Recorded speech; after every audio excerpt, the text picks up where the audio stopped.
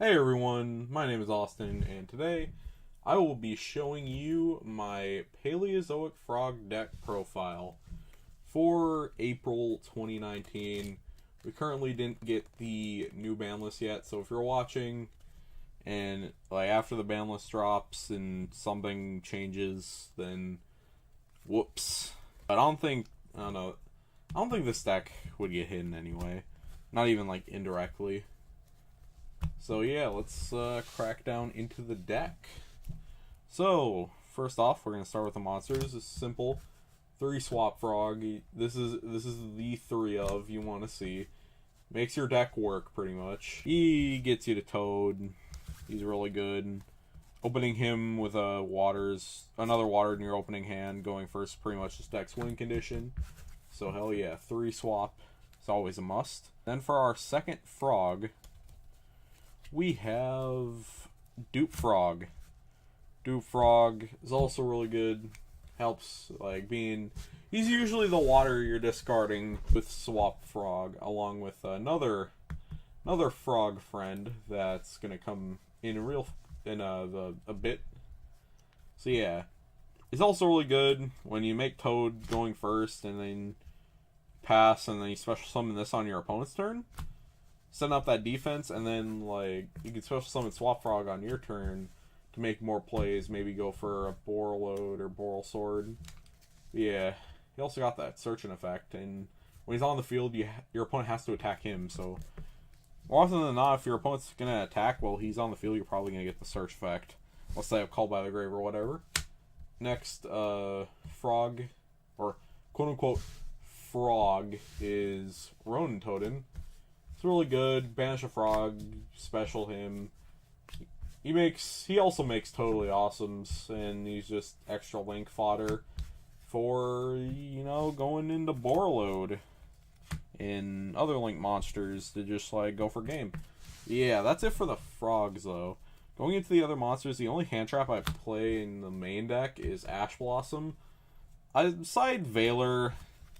It's like the switch between which one's better in certain matches.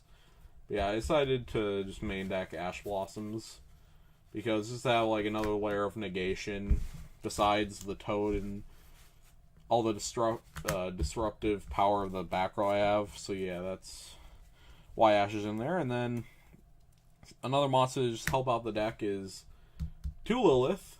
Lilith, you can tribute her. Reveal 3 trap cards to your opponent, shuffle them up, your opponent picks one randomly, then you set it to your field, shuffle the rest back into your deck.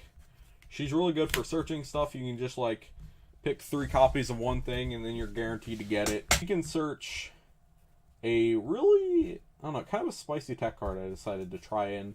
It's not original because somebody's done it before, but she can search it, and that's really good. But yeah, here's kind of a spoiler to that spicy tech I was telling you all about. Artifact Scythe. Yes, I'm playing the Artifact engine in here. I thought of it while playing Salamangreats with this in here. I was sort of thinking, this would be really good in frogs, especially because what's her face? Lilith can search the Sanctum, and you can set it up with Toad and a bunch of other back row. So you have Toad, disruptive back row, as well as your opponent not being able to special summon from the extra deck, and it's really strong. Onto the other, that's it for the monsters though. Onto the other stuff, we have 3 Paleozoic Canadia, Book of Moon. Gotta love it. It's really bad in some matchups a lot because of link monsters and all that, but if you can Book of Moon a monster before they go into link plays, I'll really slow them down. Yeah, this is really good. Bad against Striker though. Next card is 3 Paleozoic Olenoids. Mystical Space Typhoon. What else can I say? Like hit multi-roll, hit the Salamangreat, the Salamangreat Roar when they pass. You can just hit it on the end phase. Really, really good. Next we have In-Archetype Karma Cut, Paleozoic Dynamiscus. This card is MVP. It can out almost anything. Like just face up card on the field. Discard, banish it. Out to a lot of boss monsters, out to a lot of problem monsters and cards. It's always really good. It's like, Olonoid's there to deal with problem back row. This is here to deal with problematic monsters. So 3 is really solid. And here we go. The Artifact Sanctums. You can just go Lilith. You can just like tribute Lilith, right? And then you reveal 3 Sanctums. Your opponent has to choose one, so then obviously give you a Sanctum. And then shuffle the rest back. And if you're able to do your other plays, where we just got a lot of back row, you're able to stun your opponent through that while adding on to the additional factor that they cannot special summon from the extra deck. So if you're playing against like a modern deck, like one of the good-ish modern decks of this time, like this current time in Yu-Gi-Oh!, that's gonna be a big pain for them. Outside of that, we got some floodgates. We have 3 Gozen match, 3 anti-spell fragrance. Really important with this. This is really important now because of Endymions coming out. They're just around the corner. You want to make sure you have them anti-spell fragrances. Slow them down. Yeah, those are some floodgates I play. Can't play frogs without your floodgates, right? Yeah, other traps, 2 ofs, pretty much 2 storming.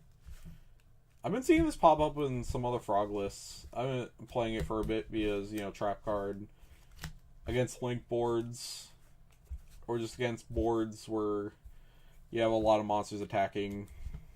Always good. Catch them off guard, bounce their stuff back. Especially against, like I said, link boards. They hate this. We got some Solemns. 2 Solemn Strike. 1 Judgment, 1 Warning. Also, just part of your disruptive back row lineup. Same with Heavy Storm Duster. I only main 1. I probably should cut this out because I already have enough back row destruction. But, I don't know, I think maybe I should keep this in. I got the others in the side. So yeah, and then the last card is Imperial Order. You know, 1 of win condition in certain matchups. And it's just really annoying in others. So yeah, that was the main deck. On to the extra deck. We have, obviously, the star of the deck. Besides Swap Frog, we have 3 Totally Awesomes. He is your main boss monster. You always want to go into him. You always want to have back row protecting him. So you can just slow roll your opponent, set up a bunch of frogs, and then just go in for the kill with a Boral Sword. Although, if I had one, yeah, that's the thing. I don't have a Boral Sword. But you're still able to make a bunch of monsters over time. You know, get some Ronins in the grave while special summoning swaps off this guy. Special summoning dupes to play defensive on your opponent's turn. Yeah, he's really good. Gotta play him. And then you got the 2 Paleo Xyz monsters. Yeah, these 2 are just great. He allows you to play Paleozoic trap cards from your hand. I think if you have a Paleozoic trap card, you can detach, add a Paleozoic. Yeah, if it has a Paleozoic trap card as a material, it can search a Paleo. That's really good. And it also allows you to play Paleo trap cards from your hand. As well as this guy who's just all around just good. He requires 3 or more level 2. And he's just a big guy. Yeah, onto the other non-archetypal cards.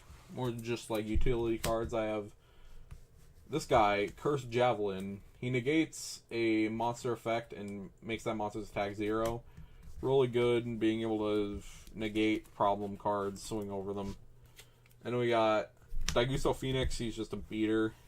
He can attack twice. That's pretty much it. So yeah, he's cool. And then we got Sky Cavalry Centuria. You know, same kind of concept, bounces stuff though. Also really good. And then onto the Link monsters. We got the 3 Mistar Boy. Pretty much this is one of those decks that still uses, like, doesn't have an archetypal Link monster and still makes good use out of these elemental Link monsters. And Starboy does this deck a lot of good, boosting up your Toad to 27, your dupes to 25 defense. It's all around really good, and if you destroy a Valor card effect, you can get a water back, so you get a swap, or a Toad, or what have you. Although most of the time you're just recycling Toad with his own effect. So yeah, he's a nifty boy. Then we got some more just kind of staple Link monsters. A staple / utility, we have Akashic Magician, Decode, and Borload. So yeah, Decode to make your guys, or make him really big, and arrows. Also Akashic to bounce stuff, and then you have Borload to steal stuff. Yeah, I don't have a Boral Sword, otherwise I'd be playing him. I gotta stick to only Borload for now. And then, as my Super Polymerization target, I play him, Violet Chimera. I'm siding Super Poly. I was thinking of main decking, but I don't know if I should with all the spell hate I have in the main deck. So, yeah. Really good in the Salamangreat matchup. Just send their whole board away with Super Poly, make this guy. It's all fine and dandy. But yeah, that was my Frog deck profile. Let me know if you enjoyed it. Let me know if you want to see some other deck profiles. I got some other decks laying around. I got like my zombie deck, my friggin' what was it, hero deck, as well as like my Salamangreat deck too. So let me know if you want to see them. But for now, thank you all for watching, and see you later. Bye.